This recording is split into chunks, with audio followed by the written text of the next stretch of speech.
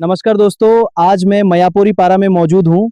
यहां टिपरा मोथा पार्टी के VCC election को लेकर एक बड़ी ग्राम सभा विलेज मीटिंग का आयोजन किया गया है।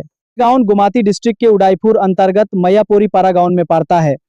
आज टिपरा मोथा पार्टी के द्वारा आगामी विलेज कमेटी इलेक्शन को लेकर एक बड़ी और महत्वपूर्ण बैठक। चलिए जानते हैं वीसी इलेक्शन को लेकर गांव के लोग क्या सोच रहे हैं। सबसे पहले आप अपना नाम बताइए। धन्यवाद मीडिया पर्सन को। मेरा नाम पुरेंद्र रेयांग है। मैं एक टिपरा मोथा का कार्यकर्ता हूँ।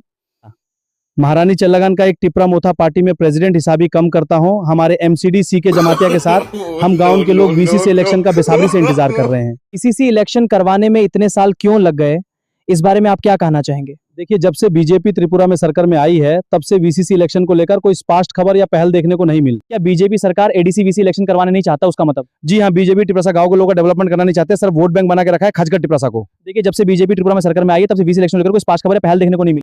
इस बार क्या उम्मीद है वीसी इलेक्शन को लेकर, आप क्या कहेंगे?